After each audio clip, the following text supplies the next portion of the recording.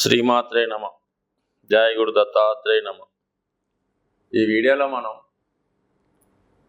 మార్చి 16వ తారీఖు నుంచి 31వ తారీఖు మధ్యలో జరగబోయే పక్ష ఫలితాలు ధనుస్సు రాశి వారికి ఏ విధంగా ఉండబోతున్నాయి. ధనుస్సు రాశి వారికి ఈ పక్ష ప్రారంభంలో గ్రహాలన్నీ కూడా 3, 4, 5 స్థానాల్లో ఏర్పడడం జరిగింది.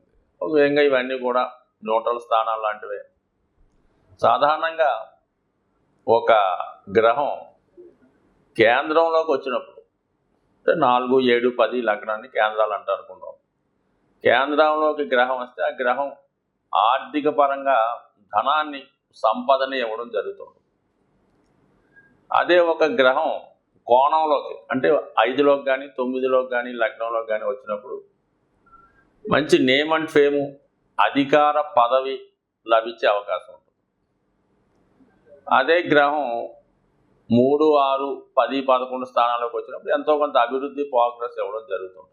సో ఈ విధంగా మరి ఒక విధంగా చెప్పాలంటే 3వ స్థానంలో 3 గ్రహాలు అంటే మీకు అవి ఖచ్చితంగా ఏదో ఒక ఇంప్రూవ్మెంటు, అభివృద్ధి ఇవ్వడం జరుగుతుంది. 4వ స్థానంలో 4 గ్రహాలు ఏదో విధంగా మీకు ఆర్థిక పరంగా ఆ గ్రహ కారకత్వాల ద్వారా లభించే అవకాశం ఉంది. ఇక గురువు 5వ స్థానంలో ఉన్నాడు కాబట్టి మీకు మంచి పేరు, ధనాన్ని ఇవ్వకపోయినా మంచివాడు అన్న పేరు కామన్గా సహజ భాగ్య రాశి ధనుసు రాశి వాళ్ళకి ఎప్పుడు కూడా మంచి పేరు ఉంటుంది. ఏదో విధంగా ఎప్పుడు ఎవరికో వాళ్ళకి ఉపకారం చేస్తూనే ఉంటారు, మంచి కార్యక్రమాలకు సహకరిస్తూ ఉంటారు. ఒకవేళ మీరు నష్టపోయినా ఎదుట వారిని నష్టపడకుండా చూస్తూ ఉంటారు కాబట్టి మంచి పేరు ఉంటుంది. అది గురువు 5వ స్థానంలో ఉండడం వల్ల అది కొంతవరకు మీ యొక్క పేరు, మీ యొక్క అభివృద్ధికి కానీ ఆర్థిక అవసరాలకు కానీ సహకరించడం జరుగుతూ ఉంటుంది. So okay. సరే, దశమంలో కేతు, ఇది కూడా ఎంతో కొంత అంటే ఇది దశమంలో ఉన్నటువంటి కేతువు ఆధ్యాత్మిక సంబంధించిన వృత్తుల్లో ఉన్న వాళ్ళకి, అలాగే ఎండోమెంట్స్ డిపార్ట్మెంటు, ఇలాగా చర్చిలు, అలాగే మసీదులు, అలాగే ట్రస్టులు, సేవా కార్యక్రమాలు చేస్తున్నటువంటి సంస్థల్లో పనిచేస్తున్న వారికి చాలా అనుకూలంగా ఉంటుంది. అటువంటి ధార్మిక సంస్థలు రన్ చేస్తున్న వాళ్ళు కూడా దశమ స్థానంలో ఉన్నటువంటి కేతువు మీకు పూర్వజన్మ పుణ్యం వల్ల అంటే మనం ఒక దేవస్థానంలో ఉద్యోగం చేస్తున్నా, ఒక ధార్మిక సంస్థలో ఉద్యోగం చేస్తున్నా, కనీసం ఒక సాయిబాబా టెంపుల్లో ఉద్యోగం చేస్తున్నా, అది కేవలం మీ యొక్క పూర్వజన్మ పుణ్యం వల్ల వచ్చిందే తప్ప ఎట్టి పరిస్థితుల్లో కూడా ఇది మీరు ఉద్యోగం చేస్తున్నాం అనుకోకూడదు. అది ఒక ధర్మఫలంగా, ఒక పుణ్య కార్యక్రమంగా చేయడం వల్ల కంపల్సరిగా ఆ ప్రతిఫలం మీకు లభించకపోయినా, మీరు ఆర్థిక పరంగా ఇబ్బంది పడినా, మీ సంతానానికి మీరు ఎవరినైతే ఇష్టపడతారో వారికి చాలా మంచి ఫలితాలు రావడం జరుగుతూ ఉంటుంది. సో అటువంటి కేతువు దశమ స్థానంలో ఉంటూ ఈ రంగంలో ఎవరైతే ఉంటారో, ఆధ్యాత్మిక రంగంలో ఉన్నారో వాళ్ళు నిజాయితీగా ఉన్నప్పుడు ఖచ్చితంగా వాళ్ళ యొక్క అభివృద్ధి రావడం జరుగుతూ ఉంటుంది. మరి ప్రస్తుతం ముఖ్యంగా కుజుడు, శుక్రుడు, శని 3వ స్థానంలో ఉన్నప్పుడు తెలిసి అందరికీ వృత్తిపరమైన అభివృద్ధి రావడం జరుగుతుంది. శుక్రుడు షష్ఠ లాభాధిపతిగా ఉన్నటువంటి శుక్రుడు ఒక విధంగా ధనాధిపతిగా ఉన్నటువంటి శనితో అంటే అటు ధనాధిపతి, లాభాధిపతి కలిసి 3వ స్థానంలో ఉన్నప్పుడు మీరు వృత్తిపరంగా అభివృద్ధి కొరకు, అలాగే మీ యొక్క రొటీన్గా డైలీ ఇన్కమ్ పెంచుకునే ప్రయత్నం చేయడం జరుగుతూ ఉంటుంది. అది ఖచ్చితంగా మీ రొటీన్గా మీ యొక్క ఆదాయం పెరగడం జరుగుతూ ఉంటుంది. ఇది స్త్రీలకి ఇంకా అనుకూలించే సమయం. మరి ఎవరైతే ఈ రాశిలో స్త్రీలు అయితే ఉంటారో వాళ్ళకి 100% నూతన ఉపాధి అవకాశాలు రావడం లభిస్తూ ఉంటుంది. చాలా వరకు వాళ్ళ యొక్క ఆలోచనలకి తగు విధంగా అంటే వాళ్ళు మనసులో ఏ విధంగా అనుకుంటారో ఆ విధమైనటువంటి వృత్తి లభించే అవకాశం ఉన్నది. మొత్తం మీద వృత్తిపరమైన అభివృద్ధి ఖచ్చితంగా ఉంటుంది. మరి కుజుడు, పంచమ, ఇక్కడ ఇవన్నీ కూడా శుభస్థానాలకి ఆధిపత్యం వహించినటువంటి గ్రహాలు. 3వ స్థానంలో కుజుడు ఉండడం వల్ల మీకు 100% తెలుసు శత్రువులపై విజయాన్ని, క్రీడారంగంలో ఉన్న వాళ్ళకి అభివృద్ధిని.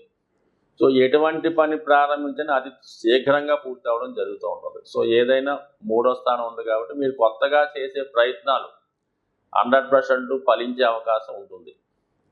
ఇక 5లో గురువు ఓకే, మీ యొక్క ఆలోచనలు ఎప్పుడు మంచిగానే ఉంటాయి.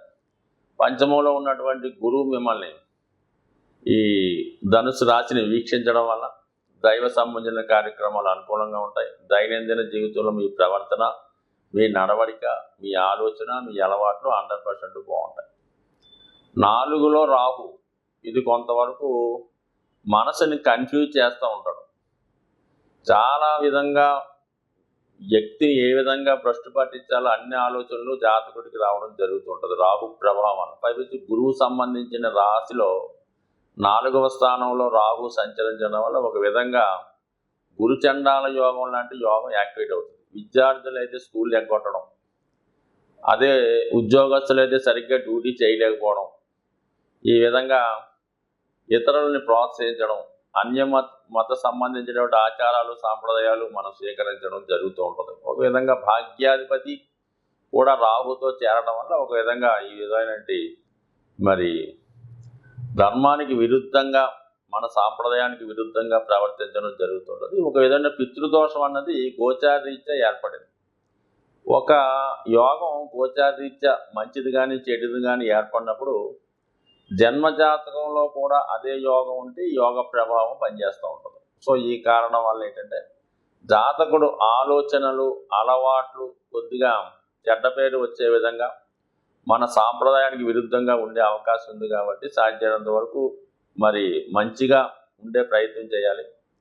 బయటికి మంచివాడిగా, పండితుడుగా, సంస్కారవంతుడిగా కనబడుతూ మరి వేరే ఆలోచనలు రావడం అన్నది అంత మంచిది కాదు. కాబట్టి జాతకుడు ఈ విషయంలో జాగ్రత్త పడడం మంచిది. దీని కొరకు కంపల్సరిగా మీకు ఈ దోషం ఉన్నా లేకపోయినా, మీరు ఏ పరిస్థితుల్లో ఉన్నా సరే ఒక్కసారి ఈ రాబోయే 15 రోజుల్లో, లేదా రవి ఇంచుమించుగా మీనరాశిలో ఈ ఏప్రిల్ 14-15 తారీఖుల వరకు ఉండడం జరుగుతుంది. అంటే మొత్తం రాబోయే ఒక నెల రోజుల్లో ఈ రోజు మొదలుకొని మీరు ఏదైనా ఒక గోశాలను సందర్శించి అక్కడ ఉన్నటువంటి గోవులకి మీరు ఎంతైతే వెయిట్ బరువు ఉంటారో బరువుకు సమానమైనటువంటి గడ్డో, చిట్టో, తవుడో ఏదో ఒకటి మీ యొక్క స్థాయిని బట్టి డొనేషన్ చేసే ప్రయత్నం చేయండి.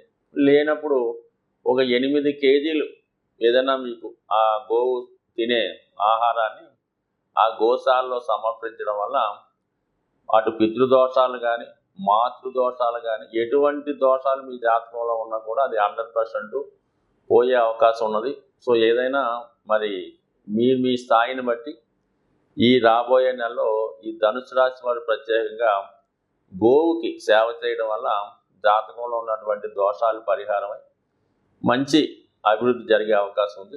సాధారణంగా ఈ గోచార ఫలితాలని ఫాలో అవుతున్న వాళ్ళు కొన్ని సందర్భాల్లో ఈ గ్రహాల యొక్క స్థితిరీత్యా కొన్ని రాజయోగాలు ఏర్పడుతుంటాయి, కొన్ని పాపయోగాలు ఏర్పడుతుంటాయి, కొన్ని సర్పయోగాలని, పితృదోషాలని ఏర్పడుతూ ఉంటాయి. ఈ దోషాలు జాతకుడి మీద, అందరి మీద ప్రభావం చూపించాలనే అవకాశం ఏమీ ఉండదు. ప్రస్తుతానికి ఈ పక్షంలో ఈ రవి రాహు కలిసి ఉండడం వల్ల ఒక విధమైనటువంటి ఇది పితృదోషం అంటారు. ఒక విధంగా సంతాన దోషం. అంటే రవి ఏ కారకత్వాలు వహిస్తాడు? రవి తండ్రి కారకుడు, రాహుతో కలిసాడు, అందుకని పితృదోషం. రవి సహజ పంచమాధిపతి, సంతాన దోషం. అంటే ఏదైనా సంతానం కలిగే విషయంలో ఇబ్బందులు. అలాగే ప్రెగ్నెన్సీతో ఉన్నటువంటి అమ్మాయిలు ఎవరన్నా ఉంటే వాళ్ళు జాగ్రత్త తీసుకోవడం. అంటే ఇది సహజంగా అందరి మీద ప్రభావం చూపిస్తూ ఉంటుంది. రవి ఆత్మకారకుడు, రాహుతో కలిసి ఉన్నాడు, అది జాతకుడికి వ్యసనాల మీద ఆసక్తి కలగడం, ఇండివిజువల్గా బ్లేమ్ కలగడం జరుగుతూ ఉంటుంది. సో ఈ విధంగా అదేవిధంగా మరి ఈ పక్షంలో శుక్రుడు శనితో కలిసి ఉన్నాడు. శుక్రుడు స్త్రీ గ్రహం కాబట్టి, శని వృత్తికారకుడు కాబట్టి సహజంగా జాతకంతో సంబంధం లేకుండా స్త్రీలకి ఉద్యోగ అవకాశాలు పెరుగుతూ ఉంటాయి. వాళ్ళకి మంచి అవకాశాలు, వాళ్ళు పరిశ్రమలు ఇంప్రూవ్మెంట్ అవ్వడం, వివాహాలు జరగడం. అంటే కొద్దిగా శని అటు వివాహానికి ఇస్తూ ఉంటాడు, అటు ఉద్యోగాన్ని ఇస్తుంటాడు, జీవనోపాధి ఇస్తూ ఉంటాడు. ఏదైనా శుక్ర గ్రహం శని గ్రహం మిత్రులు అవ్వడం వల్ల ఇది స్త్రీలకు చాలా ఉపయోగపడే అవకాశం ఉంటుంది. కాబట్టి ఇది ఏ రాశి అయినా సంబంధం లేదు, కంపల్సరిగా ఈ శుక్రుడు శని కలిసి ఉన్నప్పుడు స్త్రీలకి ఉద్యోగ ఉపాధి అవకాశాలు లభిస్తాయి.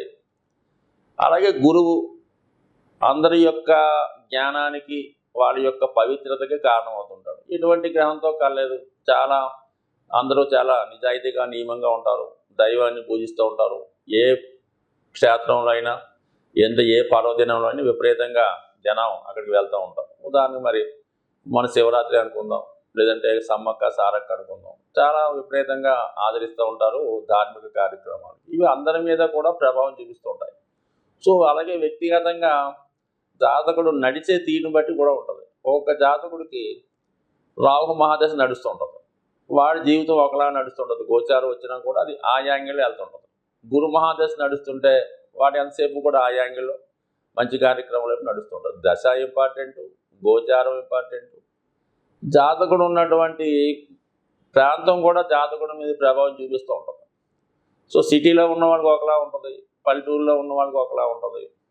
సో అదే సిటీలో ఒక 20 సంవత్సరాలు, ఒక 23 సంవత్సరాలు, 10 సంవత్సరాల అబ్బాయి ఉంటే వాడు ఏదో ఒక ఉపాధి అవకాశం, ఏదో ఉద్యోగం లభిస్తూ ఉంటుంది హైదరాబాద్లో. అయితే అదే ఏ మారుమూల పల్లెటూరులో ఇటువంటి అబ్బాయిలకి సాధారణంగా అక్కడ ఎటువంటి ఉపాధి అవకాశాలు ఉండవు. వాళ్ళు ఏదో వ్యవసాయం చేసుకునే అవకాశం ఉంటుంది. సో ఈ విధంగా దేశకాల మాన పరిస్థితులను బట్టి, జాతకుడికి జరుగుతున్నటువంటి దశలను బట్టి గోచారం ఆధారపడి ఉంటుంది తప్ప ఇది గోచారం అందరికీ మంచి చేయదు, అందరికీ చెడు చేయదు. దీన్ని ఏదో నామినల్గా తీసుకుంటే మంచిది తప్ప దీన్నే విపరీతంగా తీసుకొని మీకు అనుకూలంగా జరిగినప్పుడు ఒకలాగా, వ్యతిరేకంగా జరిగినప్పుడు ఇంకోలాగా ప్రవర్తించడం కూడా మంచి విషయం కాదు. స్వస్తి.